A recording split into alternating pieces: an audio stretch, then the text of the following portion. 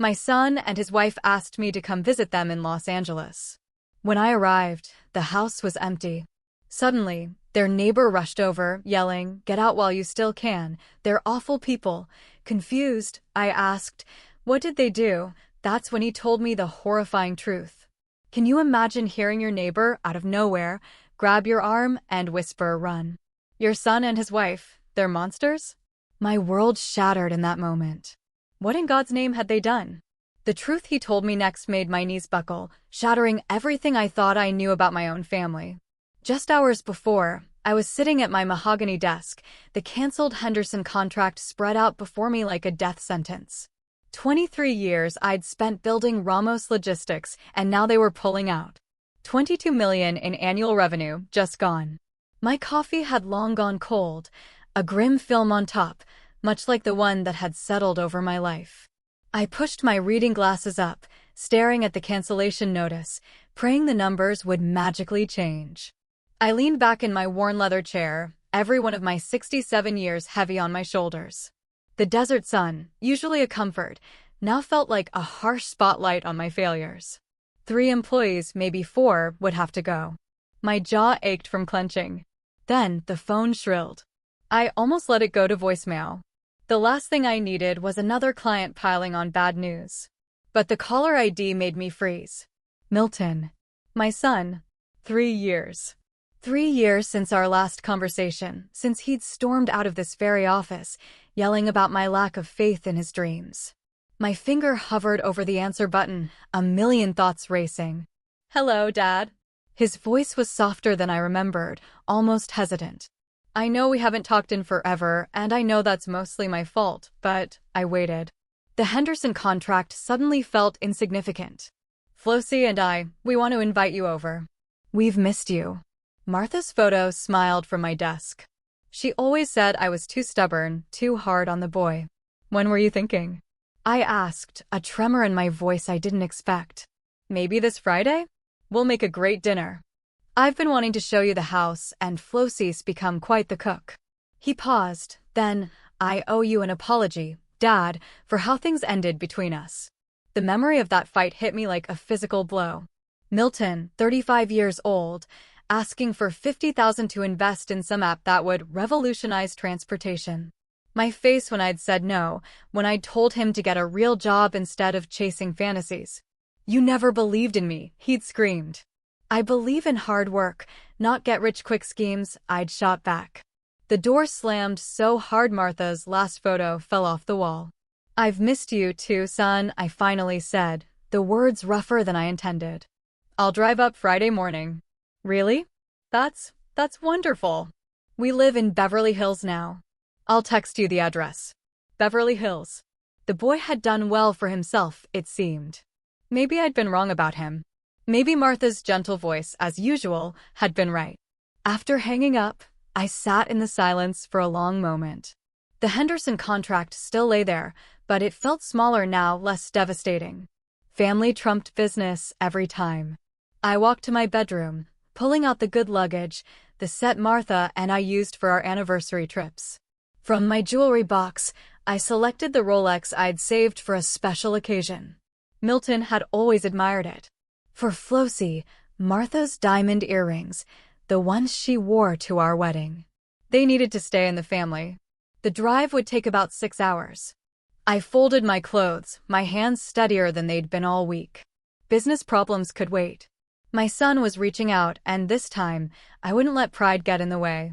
I carried my bags to the Cadillac, my faithful 1957 DeVille. The leather seats, worn but comfortable, felt like an old friend. As I loaded the trunk, the Arizona sun painted the sky in brilliant oranges and reds. Tomorrow, I'd see Milton. Tomorrow, we'd start rebuilding what we'd lost. Friday morning arrived with a clear desert sky. I backed the Cadillac out of my driveway at 9 sharp, the engine purring. Phoenix shrank in my rearview mirror. Route 10 West had been my companion on countless business trips, but today felt different. Today, I carried hope. I adjusted the mirror, my own eyes bright with an anticipation I hadn't felt in months. The Eagles sang Hotel California on the radio, and I hummed along, ignoring the irony. By 11, I was deep in Arizona's heart, where civilization thinned to gas stations and truck stops. The endless beige and brown landscape, punctuated by Joshua trees, always made me think of Martha. "All that space gives your soul room to breathe," she'd say, her hand resting on mine. A memory surfaced, Milton at 12, bouncing in the back seat of this very Cadillac, on our way to Roosevelt Lake. "When can I drive?" he'd asked. "When you're tall enough to reach the pedals without a phone book," I'd laughed. At the lake, I taught him to cast a line. His small hands gripped the rod with fierce determination. Martha took pictures of us holding up a fish that was honestly too small to keep, but we posed like we'd landed Moby Dick. Later, she'd laughed until she cried watching us try to cook over our pitiful campfire. "You two couldn't start a fire if your lives depended on it," she gasped. Those were golden days. Before teenage rebellion, before college arguments, before the business fights that drove us apart. When had it all gotten so complicated? At a gas station in Quartzsite, the elderly cashier asked, "Visiting family in California?" "My son," I replied. "Haven't seen him in years." His weathered face creased into a smile. "Family's everything. You're doing the right thing." The validation felt like cool water. The California border appeared around 2 o'clock, marked by palm trees. The landscape shifted from desert brown to coastal green. Traffic thickened. Luxury cars appeared with increasing frequency, and my old Cadillac suddenly felt shabby among the gleaming BMWs and Mercedes. Beverly Hills money moved differently than Phoenix money. The GPS guided me through increasingly affluent neighborhoods. Manicured lawns, sparkling pools behind high walls. This was Milton's world now. Had I held him back? Had my emphasis on practical work limited his possibilities? Maybe this success proved I'd been wrong about him. Traffic crawled through Beverly Hills proper. Rodeo Drive flashed by. My palms grew damp on the steering wheel. In 1 mile, turn right on Palm Drive. My heart rate picked up. 3 years of silence were about to end. I checked my appearance, smoothed my hair. The gifts sat securely, wrapped in the good paper Martha always insisted on saving. The white modernist villa rose before me like something from a magazine. Floor-to-ceiling windows, a circular driveway, a fountain catching rainbows. Palm trees stood sentinel. I parked and just sat for a moment. Milton had done more than well. This was wealth on a scale I'd never imagined. Pride and intimidation warred in my chest.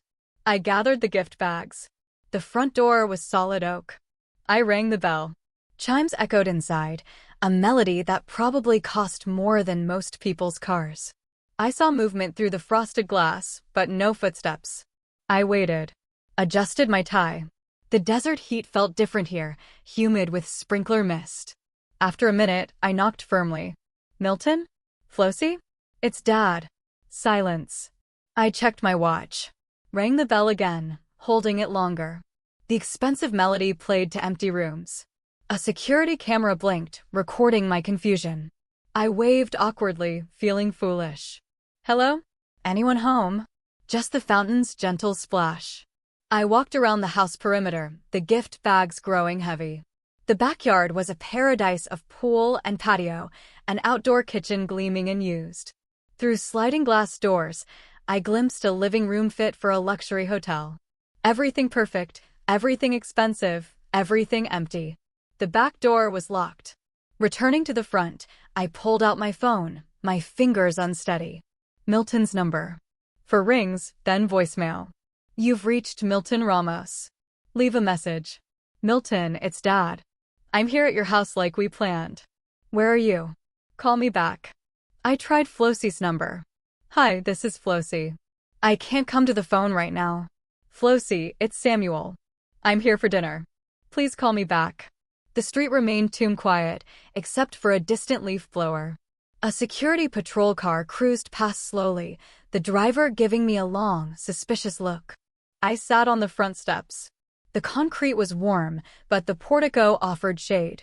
This had to be a misunderstanding. Traffic. An emergency.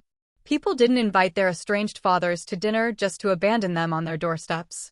Did they? My phone remained stubbornly silent. The fountain's cheerful splash began to sound mocking. For a clock came and went. The sun shifted, removing my shade.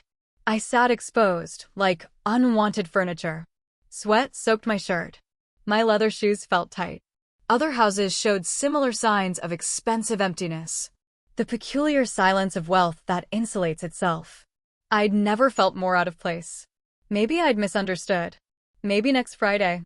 No, he'd said this Friday. My heart began to sink toward familiar territory. The same disappointment when Milton missed my 60th birthday. The hollow ache when he skipped Martha's funeral. Patterns repeating themselves despite hopeful promises. I stood slowly, my knees protesting. The gift bags felt heavier, weighted with foolish optimism. Maybe some bridges couldn't be rebuilt. 3 years of silence, a gap too wide for phone calls to cross. The Cadillac waited patiently. I could drive home. Back in Phoenix by midnight. Back to my own problems, my own world, where I understood the rules. I was reaching for my keys when I heard footsteps rushing toward me. Wait. Don't go. In there. The voice came from behind a perfectly manicured hedge. I spun around, nearly dropping the gifts. A thin man emerged, carrying an electric hedge trimmer. His gray hair disheveled, thick glasses sliding down his sweat-slick nose. Excuse me. I steadied myself against the Cadillac's hot metal. I think you're confused. He glanced nervously at Milton's house, then back at me. Sir, you need to leave now. Those people are dangerous. He looked to be in his early 50s, grass-stained polo, gardening gloves. His nervous energy made my skin crawl, but not as much as his words. This is my son's house, I said firmly. I think you've made a mistake. His face went pale. Your son? Oh no. You're the father. Ice ran down my spine despite the heat. What are you talking about? Who mentioned me? He set down the trimmer, stepping closer, lowering his voice to an urgent whisper. Your son and his wife, they killed her father. Poisoned him. That's impossible. The words came out louder than I intended. You must be mistaken. 5 million in inheritance. He died right after visiting them. Just like you're doing now. My legs felt unsteady. This is ridiculous. My son would never, he was healthy as a horse when he came here for dinner. A week later, he's dead.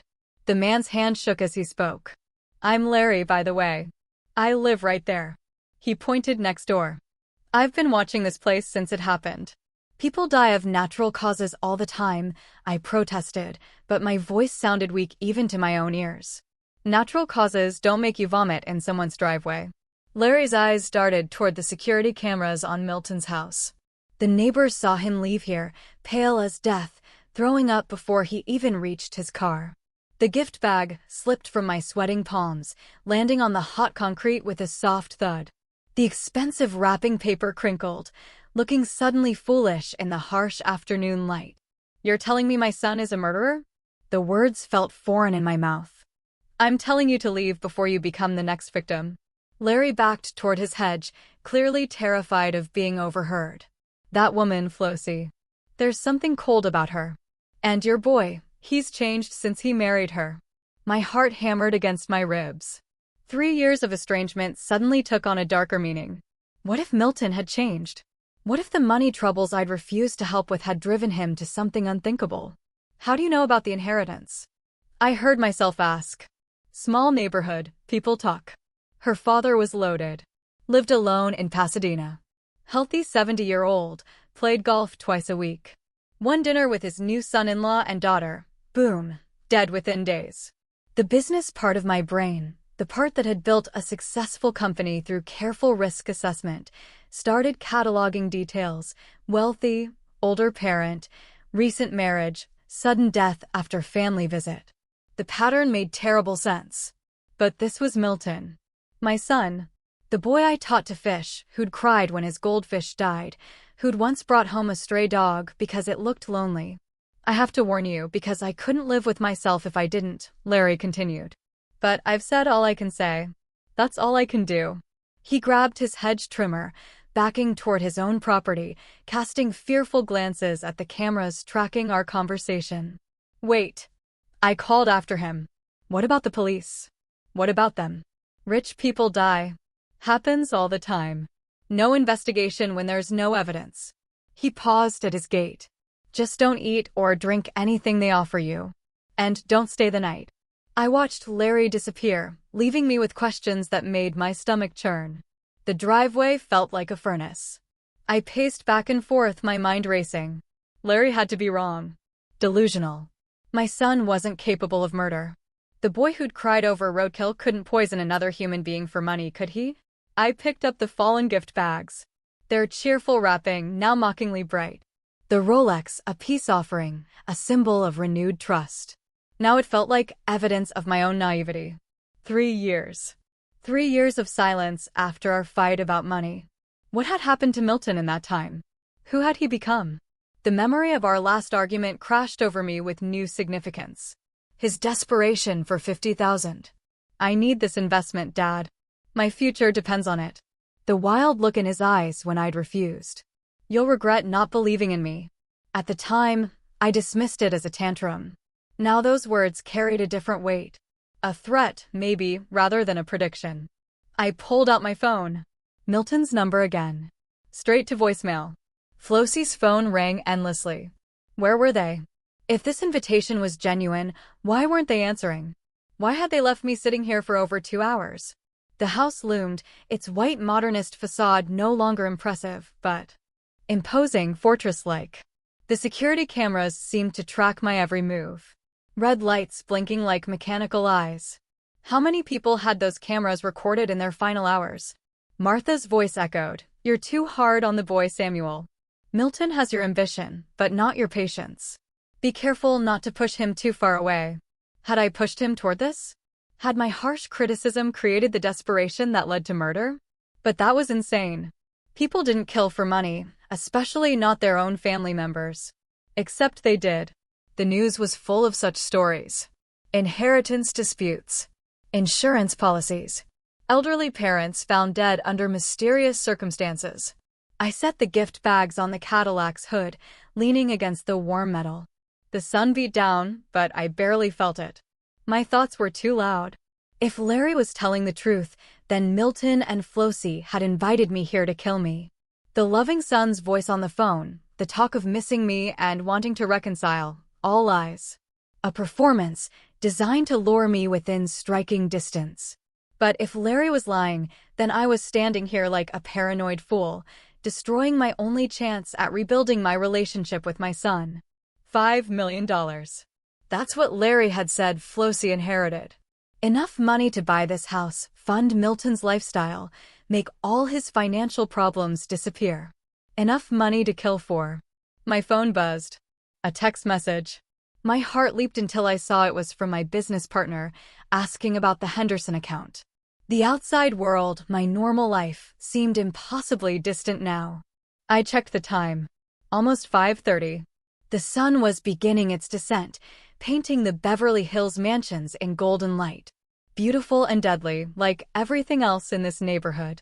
A car engine hummed in the distance, growing louder. My pulse quickened. Someone was coming. In a neighborhood this exclusive, it could only be residents.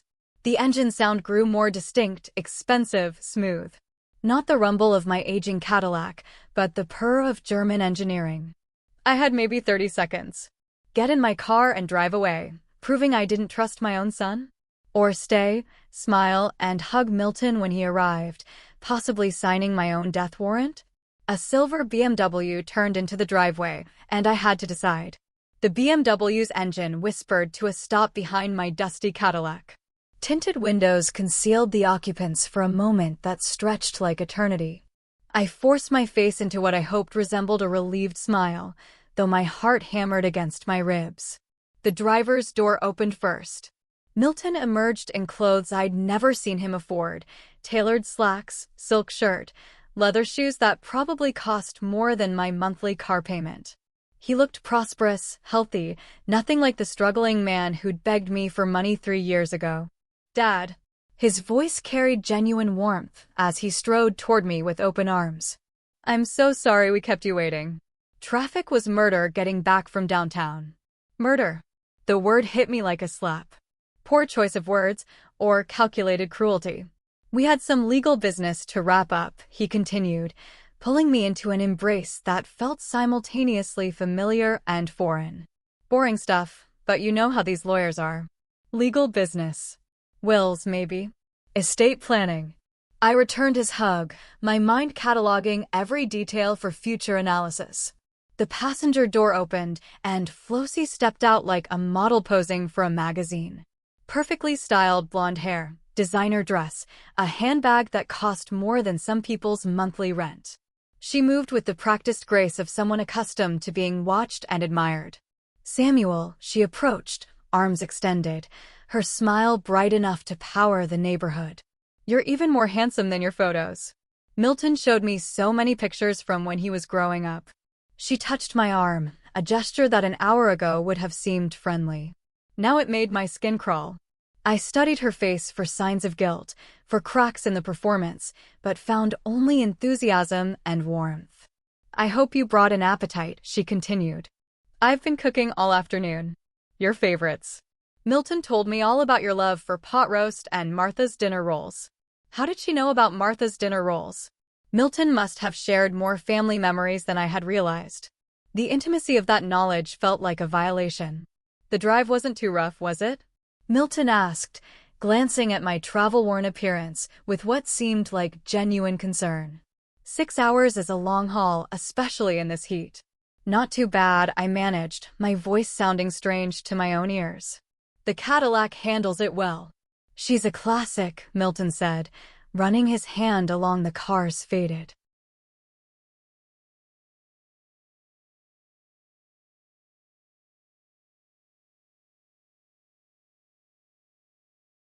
paint with apparent appreciation. Remember when you taught me to drive in this old girl? I was so scared I'd scratch her. The memory was real, warm, innocent. It belonged to a different life, before suspicions and accusations, before the terrible possibility that my son had become a stranger capable of murder. I picked up the gift bags, my hands trembling slightly. I brought you both something. Just small tokens. Dad, you didn't have to do that. Milton's eyes lit up with what looked like genuine pleasure. You being here is gift enough. Flossie clapped her hands together like a delighted child. Oh, how sweet. But first, let's get you inside where it's cool. You look overheated, and I've got iced tea waiting. Iced tea. My throat was parched from the heat and stress, but Larry's warning echoed in my mind. Don't eat or drink anything they offer you. They flanked me as we walked toward the front door. Milton carried one of my bags despite my protests. Flossie chattered about the neighborhood and their renovations. The perfect host and hostess, welcoming the beloved family member. The front door opened with an electronic beep. Keypad entry. I noticed the expensive security system, the kind that could keep people out or keep them in. The interior took my breath away. Marble floors gleamed under crystal chandeliers. Designer furniture arranged with museum precision. Art on the walls that looked original and expensive. Every surface screamed money. Serious money. The kind that transformed lives overnight. We've done some updating since we moved in, Milton said with obvious pride, giving me the tour like a real estate agent. The kitchen was completely gutted and rebuilt. Flossie has very specific ideas about cooking spaces. Specific ideas about cooking spaces or specific needs for food preparation that required privacy and control. It's beautiful, I said. Honestly, you've both done very well for yourselves. We've been lucky with some investments, Milton replied, but something in his tone suggested the conversation was closed. Come on, let me show you the living room. The view of the canyon is incredible. They led me deeper into their palace, their voices cheerful and welcoming, their movements casual and confident. If this was an act, it was flawlessly performed. If it was genuine, then Larry was a paranoid neighbor with too much time and too little sense. But as I followed them toward the kitchen, the expensive house felt less like a home and more like a beautiful trap. And I couldn't shake the feeling that I was walking toward the kitchen where Martha used to hum while cooking our family dinners. I walked toward the gleaming kitchen, thirsty and suspicious, while Flossie hummed quietly over the stove. The same tune Martha used to sing. Martha's melody followed me into the professional-grade kitchen like a ghost from happier times.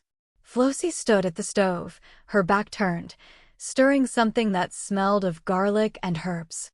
The tune she hummed twisted my heart. My dead wife's favorite song, now coming from the throat of my potential killer. "Just getting some water," I announced, opening what seemed like the obvious cabinet for glasses. Crystal stemware caught the light, expensive pieces that belonged in a museum rather than a kitchen. Everything here screamed money. The kind of sudden wealth that raised questions. "Glasses are in the upper cabinet, Samuel," Flossie called without turning around. "Found them. Thank you." My hand reached for a simple water glass, but the cabinet door swung wider than intended. Behind the cleaning supplies, a small brown bottle caught my eye. My business instincts, honed by decades of risk assessment, immediately flagged it as wrong. Dish soap and window cleaner didn't require pharmaceutical containers. I glanced at Flossie, still busy at the stove, humming Martha's song like a mockery of family memories. The bottle felt cold in my palm. The label faced me clearly, as if fate wanted me to read every word. Potassium cyanide. Handle with extreme care. Warning symbols covered half the space. A skull and crossbones grinned up at me like death's business card. Time stopped. Larry had been right. They really were trying to kill me. My hands shook, nearly dropping the evidence. Every thriller movie I'd ever seen, every news story about family murders, suddenly became real and personal. This wasn't fiction or distant. Tragedy. This was my son planning to poison his own father. How much did it take? A few drops? A teaspoon? The label warned of extreme danger. My businessman's mind calculated while my father's heart broke into pieces. The cooking sounds continued behind me. Flossie chopping, stirring, completely unaware that I'd found her murder weapon. She probably thought herself clever, hiding it behind everyday items where no one would look. But I had looked. And now I knew. I forced my trembling hands to replace the bottle exactly where I'd found it, positioning it behind the same cleaning products. The cabinet closed with a soft click that sounded thunderous to my ears. Every movement had to appear natural, casual, the actions of a thirsty father-in-law helping himself to water. The tap ran cold water into my glass, while my mind raced through the implications. $5 million in inheritance. A house worth millions. A lifestyle neither Milton nor Flossie could afford through legitimate means. The pattern was clear now. They'd killed before. And I was next on their list. "How's the water, Samuel?" Flossie's voice carried false concern. "Perfect. Thank you." I turned from the sink, glass in hand, watching her move around the kitchen with new eyes. Every gesture now seemed calculated. Every smile hid murder. She'd killed her own father, and now she was helping my son plan my death. The irony burned. She was humming Martha's favorite song while preparing to send me to join my wife in the grave. But knowledge was power. They thought I was an unsuspecting victim, a lonely old man desperate for family reconciliation. They had no idea their plan was already discovered, their weapon identified, their intentions exposed. I took a long drink of water, buying time to think. How many people had stood in this same kitchen, trusting these same smiles, only to die within hours? How many family dinners had become execution chambers? The humming continued, that beloved melody turned sinister by its new singer. I turned from the sink with my water glass, knowing that everything Flossie was preparing, including our family dinner, was now potentially deadly. The living room felt different now, like a theater stage where everyone performed roles except me. Milton looked up from his magazine as I returned. His smile, the same one I'd taught him to use on customers when he was 12. "Found what you needed, Dad?" "Yes, thank you." "Beautiful kitchen. You've both created something special here." The words came out steadier than I felt. I chose the leather armchair with a clear sightline to the kitchen doorway. Milton didn't question my positioning, too focused on playing the perfect host. From here, I could observe Flossie's movements while maintaining conversation. "Tell me about this LA real estate market," I said, needing Milton's attention directed away from my surveillance. "Seems like you've done well for yourselves." "We've been lucky with some investments," Milton replied, the same vague explanation from earlier. "The key is knowing when to take risks."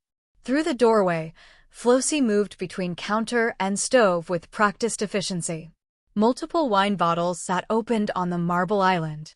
Expensive reds that would have impressed me an hour ago. Now they looked like props in an elaborate murder scene.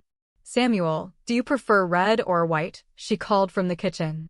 "Whatever you recommend," I replied, watching her select a bottle of Cabernet. It probably cost more than most people spent on groceries. Milton launched into a discussion of California wine regions while I maintained appropriate responses, but my attention stayed locked on the kitchen where Flossie poured 3 glasses of deep red wine. She set 2 glasses aside near the window. The third remained by the stove. My heart hammered against my ribs as she glanced toward the living room, checking our positions. Milton was deep in his wine expertise monologue, gesturing with his hands, completely unaware his wife was preparing to commit murder. Flossie reached into the lower cabinet, the same one where I'd found the poison bottle. Time dilated as she retrieved the small brown container. Her movements were quick but careful, practiced. This wasn't her first time. She'd done this before, probably in this same kitchen, maybe to her own father. Clear liquid dripped into the wine glass closest to the stove. 1 drop, 2, 3. A gentle swirl mixed the poison with the Cabernet, creating what looked like an innocent glass of expensive wine. The bottle disappeared back into its hiding place. "The Napa Valley producers really understand terroir," Milton was saying, his voice seeming to come from underwater. "That's what separates good wine from great wine." Great wine mixed with deadly poison, I thought. Watching Flossie arrange the glasses on an elegant serving tray. The poisoned glass held its position. I memorized exactly which one she'd doctored. She was humming again. Martha's song. The same melody my wife used to sing while cooking Sunday dinners. Now it accompanied preparation for my execution. "Gentlemen, dinner is served." Flossie's voice carried theatrical warmth as she emerged from the kitchen carrying the tray of wine. Milton jumped up with enthusiasm. "Finally. I'm starving." I rose more slowly, cataloging the positions of everything that mattered. The poisoned glass sat on the right side of the tray, closest to where Flossie's hand gripped the handles. She knew exactly which one would be mine. "This has been too long in coming," Milton said, his arm around my shoulders as we walked toward the dining room. "Family should stick together." Family. The word tasted bitter now. My son was leading me to dinner like a lamb to slaughter. His voice full of warmth while his wife carried liquid death in crystal stemware.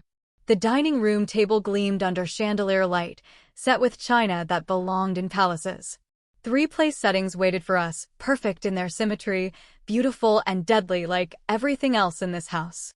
As we approached the dining table, Flossie placed the tray of wine glasses at the center. Candles flickered across polished mahogany as Flossie directed our seating like a conductor orchestrating a symphony of death. "Samuel, you sit here at the head." She gestured toward the chair furthest from any exit. "A place of honor for their special guest." Milton took his position to my right, Flossie to my left. They flanked me perfectly, cutting off escape routes while maintaining the illusion of family intimacy. The choreography felt rehearsed. "Let's toast to family reunions," Milton said, lifting his wine glass with theatrical enthusiasm. Flossie raised hers in perfect synchronization. "To healing old wounds and new beginnings." My glass sat within easy reach, the candlelight making the poisoned Cabernet look like liquid rubies, beautiful and lethal. I could smell the wine's rich aroma. No trace of the poison that would kill me within minutes. "I appreciate the gesture," I began, my voice steadier than my pulse. "But I've stopped drinking alcohol." Milton's expression shifted, surprise replacing expectation. "Since when?" "You used to enjoy wine with dinner." "Doctor's orders." "Blood pressure medication doesn't mix well with alcohol." The lie came easily, believable for a man my age. Flossie's smile faltered for just a microsecond, but I caught it. The tiny crack in her performance revealed frustration. "Of course, health comes first." Milton recovered quickly, but his glance toward Flossie carried meaning. They'd rehearsed this scenario, prepared for obstacles. "Flossie makes incredible fresh juice," he continued, his voice carrying forced enthusiasm. "Apple cranberry blend. You'll love it." The wink he gave his wife might have seemed playful to an unsuspecting observer. To me, it confirmed they'd moved to Plan B, Whatever waited in that kitchen blender would be just as deadly as the wine I'd refused. I'll get some immediately, Flossie said, rising with renewed energy. Her disappointment had transformed into determination. While she busied herself in the kitchen, Milton filled the silence with nervous chatter about Los Angeles lifestyle and business opportunities. His pace had increased, words tumbling together as he checked his watch repeatedly. We have exciting plans for tomorrow, he mentioned, then caught himself. I mean, we hope you'll consider staying longer. Maybe see more of the city. Plans that assumed I wouldn't survive the night. The blender whirred from the kitchen, running longer than necessary for simple juice preparation. I engaged Milton in questions about house renovations while listening to every sound. Refrigerator opening multiple times, glasses clinking, liquid pouring. The preparation process seemed unnecessarily complex. This is our signature blend, Flossie announced, returning with an elegant glass pitcher filled with dark red juice. Ice cubes floated alongside orange and cranberry garnish. Professional presentation masking murder. Samuel, you must try this. She poured a generous glass, her movements precise and practiced. Both of them watched my reaction with an intensity that felt oppressive. Their eyes tracked my every gesture, waiting for me to lift the glass to my lips. It looks delicious, I said carefully. But I'm quite full from the water. Maybe with dessert? I don't want to spoil my appetite for this beautiful meal. Milton's insistence came immediately. Come on, Dad. Just a small sip. Flossie worked so hard on it. The pressure escalated with each refusal. Their desperation began showing through cracks in their performance. Milton's voice pitched higher. Flossie's hands tensed as she hovered near my chair. Please, Samuel, Flossie's tone carried pleading undertones. Just a taste for me. Her positioning felt predatory, ready to react if I continued resisting their hospitality. They'd invested too much in this evening to let me leave without consuming their poison. I pushed back from the table with what I hoped looked like satisfied contentment rather than strategic retreat.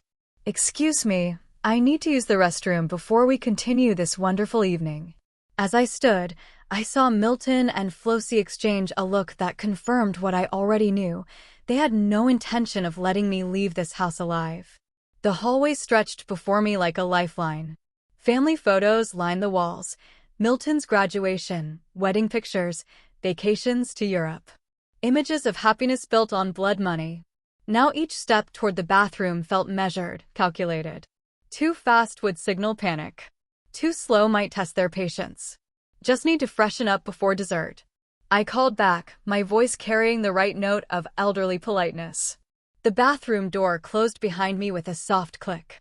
I turned the lock, the sound unnaturally loud in the small space. For the first time in hours, I was alone with my knowledge and my terror. My phone emerged from my pocket with trembling hands. Full signal strength. Thank goodness. I dialed 911, the volume turned to its lowest setting, pressing the device close to my ear. 911, what's your emergency? My name is Samuel Ramos, I whispered. My son and daughter-in-law are trying to poison me. Sir, can you speak louder? Are you in immediate danger?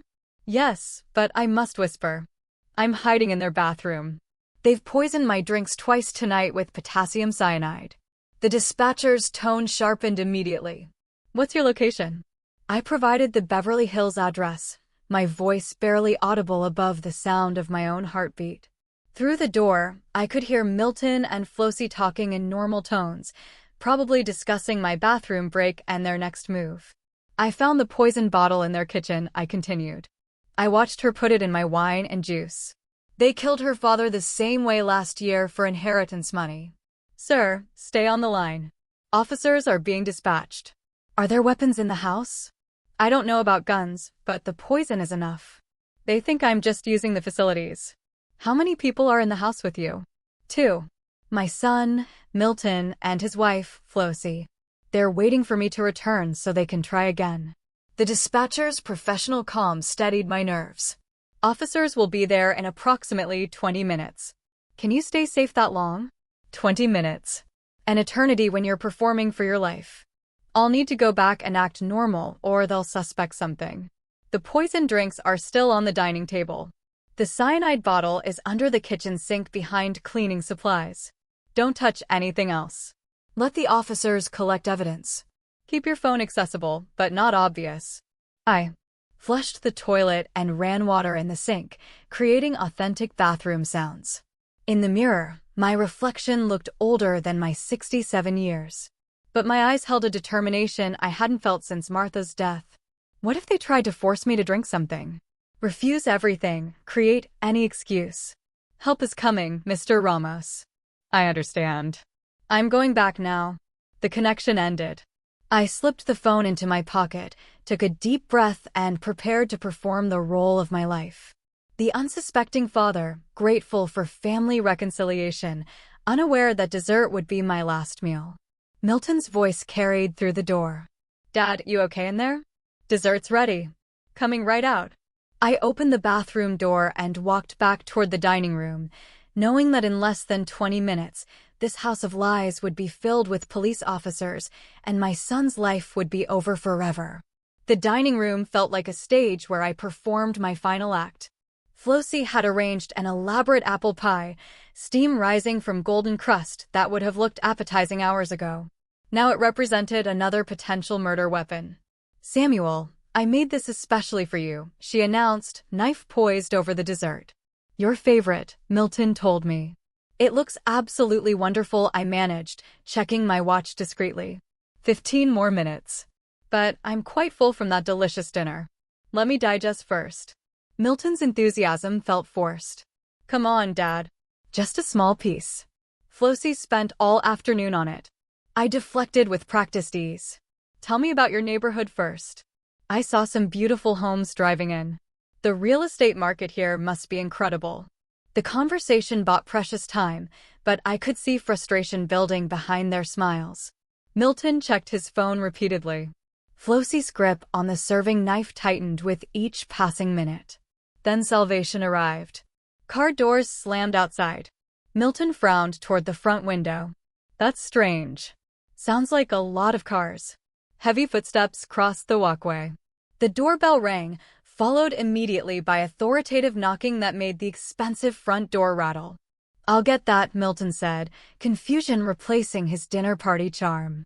Flossie followed him toward the entrance while I remained seated, my heart pounding with relief and anticipation. LAPD. We received a call about a possible poisoning incident at this address. Milton's voice cracked with shock. Poisoning? There must be some mistake, officer. I stood up and walked toward the foyer where 3 uniformed officers filled the doorway. Their presence transformed the elegant entrance into a crime scene. Officers, I'm Samuel Ramos. I made that call. The color drained from Flossie's face like water from a broken glass. Milton's confusion shifted to horror as understanding dawned. Dad, what did you do? I called for help when I discovered you were trying to murder me, I replied, my voice steadier than it had been all evening. The lead officer stepped forward. Mr. Ramos, where are the items you mentioned? I gestured toward the dining room. The poisoned wine and juice glasses are on the table. The potassium cyanide bottle is in the kitchen under the sink behind cleaning supplies. Milton's desperate denials filled the air. This is insane. We would never hurt my father. He's confused, possibly having some kind of episode. But Flossie remained silent, her calculating mind already working on damage control. Her silence spoke louder than Milton's protests. 2 officers moved toward the dining room while a third headed for the kitchen. Within minutes, they were photographing evidence and carefully bagging the poisoned beverages I'd refused to consume. The cyanide bottle is exactly where he described, called the kitchen officer. Milton's face went white as the implications hit him. The evidence was undeniable, physical, damning. Sir, you're under arrest for attempted murder, the lead officer announced, producing handcuffs. Dad, please. Milton's voice broke as the cuffs clicked around his wrists. Tell them this is all a mistake. I met his eyes for what I knew would be the last time. You stopped being my son when you decided to murder me for money. Flossie's arrest proceeded with professional efficiency. She offered no resistance, no pleas, just a cold calculation of her odds. As they read her rights, I saw only hatred in her eyes when she looked at me. Larry appeared from his house next door, drawn by the police cars and flashing lights. I warned him earlier about these two, he told the officers. Something was very wrong here. Thank you, I said to Larry as Milton and Flossie were loaded into separate patrol cars. You saved my life. Neighbors had gathered on the street, drawn by the spectacle of wealth and privilege crumbling under police lights. The house that had seemed so impressive hours earlier now looked like what it truly was, a monument to murder, funded by blood money. As the police cars pulled away with my son and his wife in custody, I stood in the driveway where I'd arrived with such hope. Just hours earlier. Knowing that justice was only beginning, and the hardest part, living with the truth about my family, still lay ahead. The months between June and September passed in a blur of legal meetings, evidence reviews, and sleepless nights. I sold my logistics company. It covered legal expenses and the emotional toll of testifying against my own son. The Phoenix house held too many memories of the family I thought I'd known. So, I rented a small apartment in Los Angeles to be available for the prosecution. Media attention followed everywhere. Phoenix businessman survives son's murder plot. Larry remained my anchor to sanity, visiting regularly and reminding me that survival sometimes requires impossible choices. September 15th arrived with California sunshine streaming through the Superior Court windows. The courtroom's wood paneling and formal atmosphere couldn't diminish the surreal nature of watching my son and daughter-in-law's motives unfold with methodical precision. The poison bottle, exhibited to the jury with its clear warning labels. Laboratory analysis confirming cyanide in both wine and juice glasses. Financial records showing Flossie's convenient inheritance and subsequent spending spree. Larry testified about his warnings and suspicions. His nervous energy on the witness stand reminded me of when he'd rushed from behind his hedge to save my life. Then came my turn. Mr. Ramos, please tell the court what happened on the evening of June 20th. I recounted the discovery in the kitchen cabinet, watching Flossie poison my drinks. The desperate bathroom phone call. The jury listened with rapt attention as I described performing for my life while my would-be killers served dinner. The defense attorney tried to portray me as a confused, elderly man, perhaps suffering from paranoid delusions. But my business background and clear recollection of events undermined their strategy. Mr. Ramos, the prosecutor asked, are you certain about what you witnessed? I saw her add poison to my drink with my own eyes.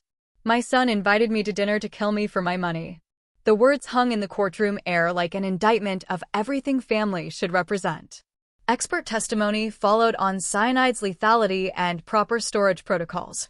Financial forensics revealed the inheritance money timeline.